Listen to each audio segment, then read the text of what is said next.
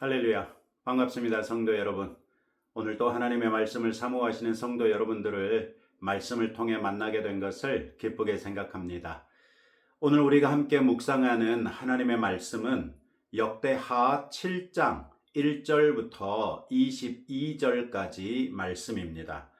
오늘의 성경에서 하나님께서는 다시 한번 성전에 임하시고 또 왕과 백성은 성전 낙성식과 장막절을 거행하고 하나님께서 솔로몬에게 두 번째로 나타나시는 사건까지 소개하고 있습니다.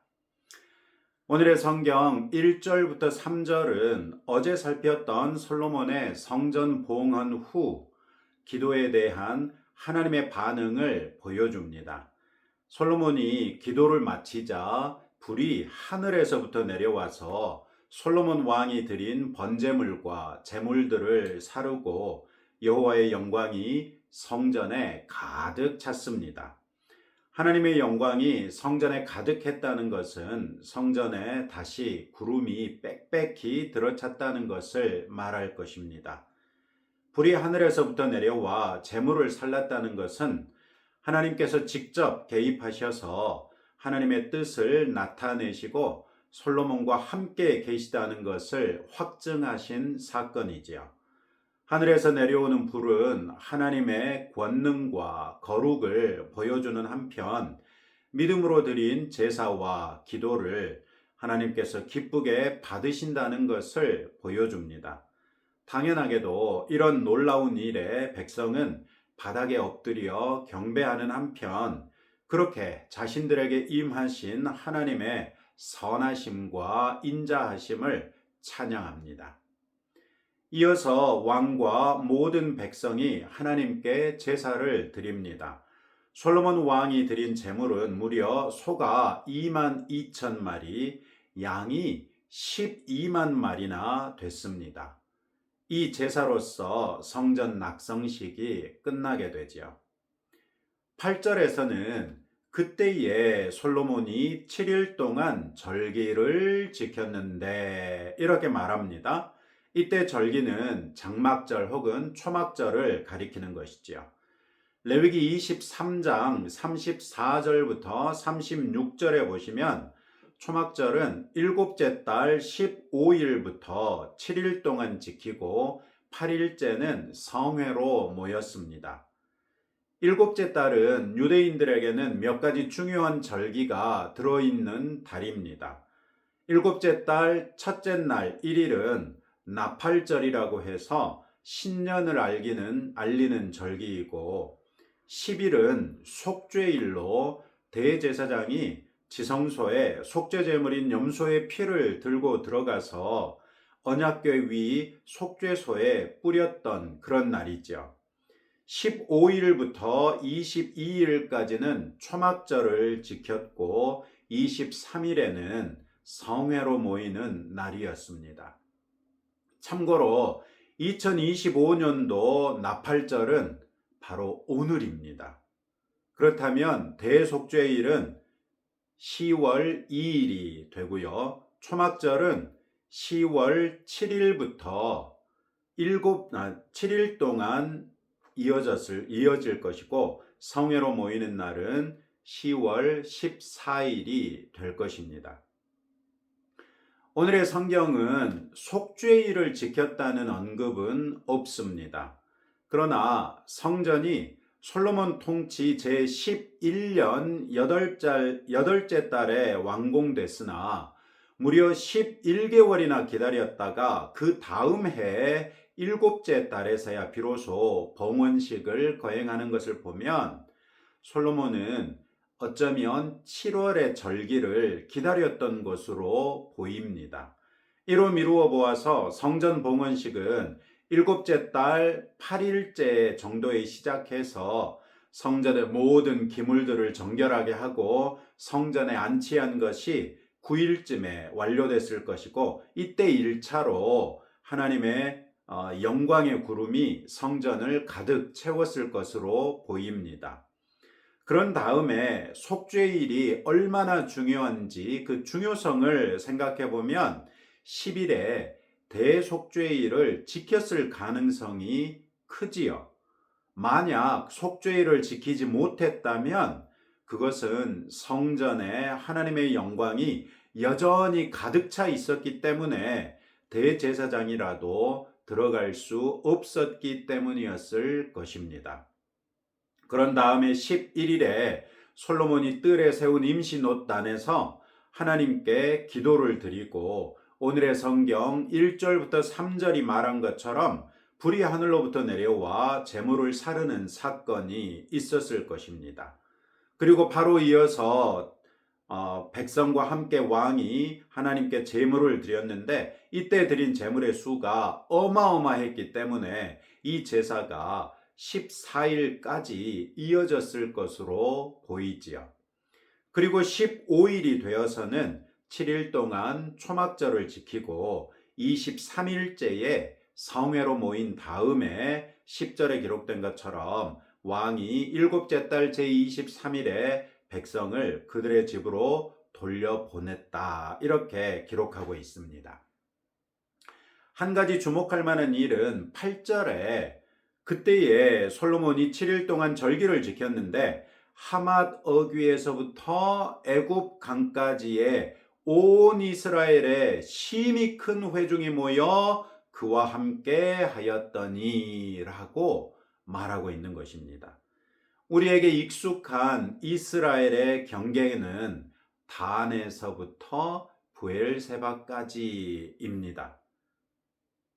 솔로몬 왕 때의 이스라엘의 경계는 하맛 어귀에서부터 애굽 강까지였던 것이지요. 이는 단에서 브엘세바까지보다 훨씬 더 넓은 영역입니다. 그런데 창세기 15장 18절에서 하나님께서는 내가 이 땅을 애굽 강에서부터 그 큰 강 유브라데까지 내 자손에게 주노니 이렇게 말씀하셨습니다. 바로 애굽 강가에서부터 하맛 어귀까지이지요.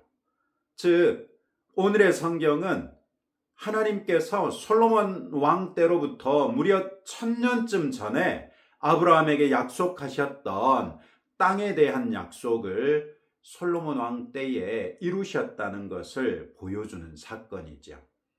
우리는 다시 한번 하나님의 말씀이 인류의 역사 안에서 반드시 이루어진다는 것을 확인할 수 있습니다.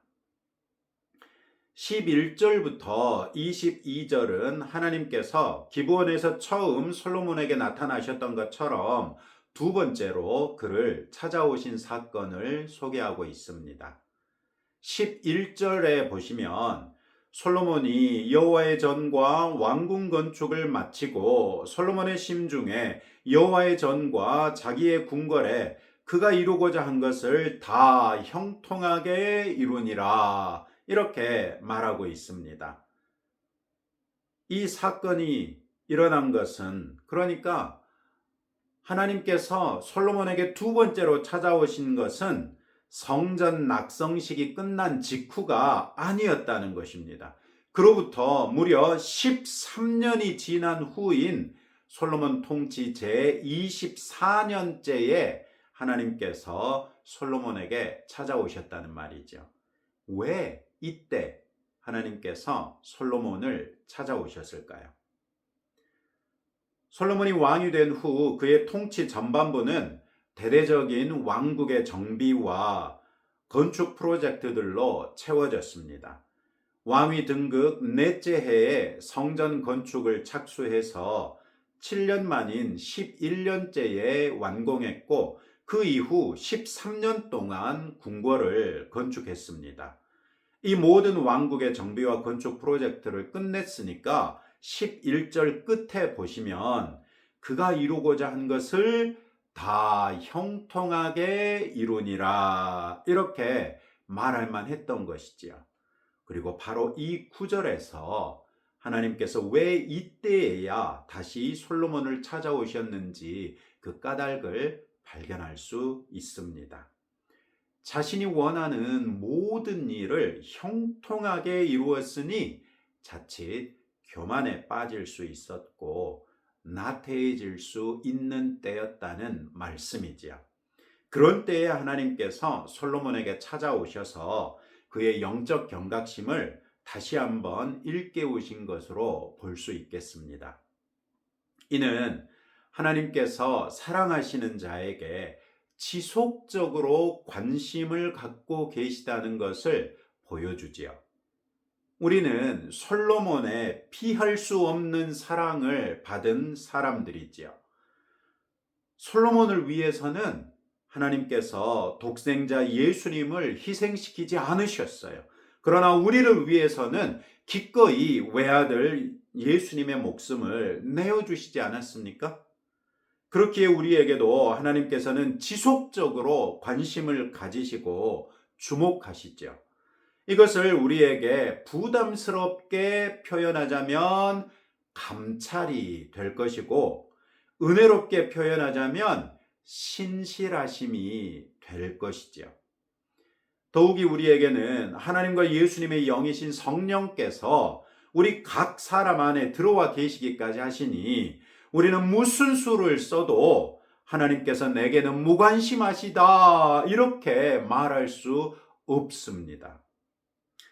하나님께서는 우리에게도 지속적인 관심을 보이시며 우리가 하나님의 복과 은혜를 누려 풍성한 삶에 이르기를 원하십니다. 이것을 위해서 우리에게 시시때때로 말씀하시면서 죄를 이기게도 하시고 회개를 촉구하기도 하시고 선한 일을 행하게도 하시지요. 우리가 기쁠 때나 슬플 때나 우리의 인생이 잘 나갈 때나 힘들 때나 하나님께서는 결코 우리를 버려두지 않으십니다. 그런 면에서 하나님의 감찰조차도 우리를 벌하시기 위해서가 아니라 우리가 벌받지 않을 수 있도록 살피시며 도우시는 것으로 볼 수도 있지 않겠습니까? 하나님의 관심을 저버리지 마십시다. 하나님의 사랑을 저버리지 마십시다. 하나님께서는 놀랍게도 성전이 완공된 지 무려 13년이 지나서 솔로몬에게 나타나셔서 그가 13년 전에 성전을 봉헌할 때 기도드렸던 것들을 상기시켜 주십니다. 솔로몬이 6장 12절부터 42절에서 기도했던 것들을 상기시키시면서 과연 백성이 성전에서나 성전을 향하여 하나님의 얼굴을 찾으면 하늘에서 들으시고 그들의 죄를 사하시고 기도에 응답하시겠다고 약속하십니다. 그리고 하나님께서 이렇게 약속하시는 이유에 대해서 16절에서 이는 내가 이미 이 성전을 택하고 거룩하게 하여 내 이름을 여기에 영원히 있게 하였음이라. 내 눈과 내 마음이 항상 여기에 있으리라. 이렇게 말씀하셨습니다. 그러나 이때에 하나님께서 솔로몬을 그때야 찾으신 목적이 그를 경계하게 하시고자 함이었기 때문에 17, 18절에서 솔로몬이 하나님 앞에서 행하기를 그의 아버지 다윗이 행한 것 같이 하여 하나님께서 그에게 명하신 모든 것을 행하고 율례와 법규를 지킨다면 솔로몬의 왕위를 견고하게 할 뿐 아니라 다윗에게 언약하신 대로 이루시겠다고 말씀하시죠. 그러나 이어지는 19절부터 22절에서는 그 반대의 경우도 경고하십니다. 이스라엘 백성이 하나님께로부터 돌아서서 하나님의 율례와 명령을 버리고 다른 신들을 섬겨 경배하면 내가 너희에게 준 땅에서 그 뿌리를 뽑아내고 내 이름을 위하여 거룩하게 한 이 성전을 내 앞에서 버려 모든 민족 중에 속담거리와 이야깃거리가 되게 하시겠다. 이렇게 20절에서 엄격하게 말씀하십니다. 역대기 독자들은 이미 이런 하나님의 징계를 경험한 세대였지요. 그들은 바벨론의 포로로 잡혀갔던 사람들이었거나 그들의 후손들로 예루살렘으로 돌아와서 성전을 재건하고 있던 사람들이었습니다. 그렇기에 역대기의 말씀을 그들이 듣거나 읽었다면 그들은 자기 가슴을 치면서 두 번 다시 이 아픔이 반복되지 않게 해야겠다는 다짐을 새롭게 했을 것입니다. 그럼에도 불구하고 유대인들은 주전 586년에 주권을 상실한 이후에 비록 1948년에 현재 이스라엘 땅에 주권 국가를 회복하기까지 나라다운 면모를 상실해 버렸을 뿐만 아니라 비록 세속 국가로서의 이스라엘은 1948년에 재건했을지 모르겠으나 영적인 의미에서 하나님의 백성의 지위를 민족적인 차원에서는 영영 회복하지 못했습니다. 성전 역시도 솔로몬의 성전이 무너지고 수룹바벨 성전도 무너져 버렸고 헤롯의 성전 역시도 무너져 버려서 지금은 한때 성전이 서 있던 그곳에 이슬람의 모스크가 서 있는 것을 보고 있습니다. 이스라엘 백성은 심지어 하나님의 아들이 친히 그들 가운데 임하셨어도 그분을 알아보지 못하고 예수님을 십자가에 못 박아 죽이기까지 했지요. 이스라엘의 실패는 우리에게 큰 경종을 울립니다.